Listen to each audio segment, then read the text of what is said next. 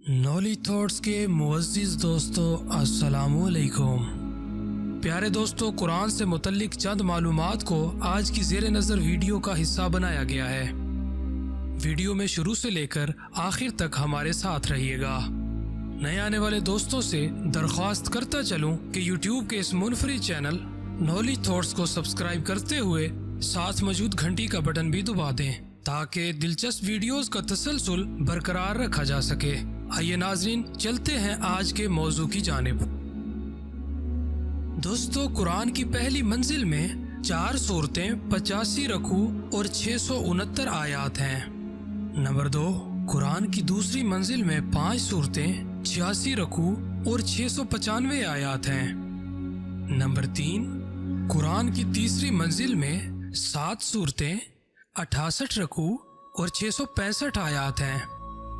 Number 4، قرآن کی چوتھی منزل میں 9 سورتیں 76 رکوع اور 903 آیات ہیں۔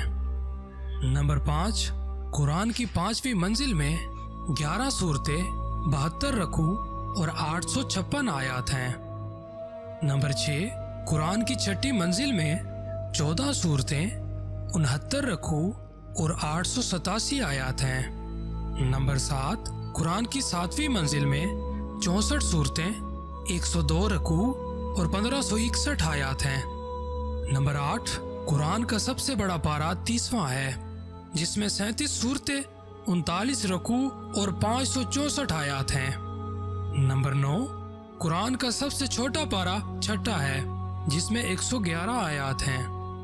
نمبر 10، قرآن کی سب سے چھوٹی آیت سورت مدثر کی آیت نمبر 21 ہے۔ نمبر 11، قرآن کی سب سے بڑی آیت سورت بقرہ کی آیت 282 ہے۔ نمبر 12، قرآن کا سب سے بڑا رکوع سورت صفات کا دوسرا رکوع ہے، اس میں 53 آیات ہیں۔ نمبر 13، قرآن کا سب سے چھوٹا رکوع سورت مزمل کا دوسرا رکوع ہے، اس میں 1 ہی آیت ہے۔ نمبر 14، قرآن کی سب سے چھوٹی سورت سورت کوثر ہے، 3 آیات، 11 الفاظ، 37 اعراب۔ نمبر 15، قرآن کی سب سے بڑی سورت سورت بقرہ ہے، 286 آیات، 40 رکوع، 6958 الفاظ۔ نمبر 16، سورت اخلاص تہائی قرآن ہے، جبکہ سورت نصر، سورت کافرون اور سورت زلزال چوتھائی قرآن ہے۔ نمبر 17، قرآن میں آپ حضرت صلی اللہ علیہ وسلم کو 11 بار یا ایھا النبی کہا گیا ہے۔ نمبر 18، عرب ممالک میں ہر پارے کے 2 حصے ہوتے ہیں، ہر حصہ حزب کہلاتا ہے۔ نمبر 19، لفظ قرآن میں بطور معرفہ 50 بار جبکہ بطور نکرہ 80 بار آیا ہے۔ اس سے مراد یہ ہے کہ 50 بار لفظ قرآن کا مطلب کلام مجید ہے، جبکہ 80 بار ویسے ہی پڑھی جانے والی کسی چیز کے معنی میں بطور لفظ استعمال ہوا ہے۔ پیارے دوستو، نمبر 20، قرآن کی وہ صورتیں جو 100 سے کم آیات والی ہیں مثانی کہلاتی ہیں۔ دوستو، آج کی ویڈیو میں بس اتنا ہی۔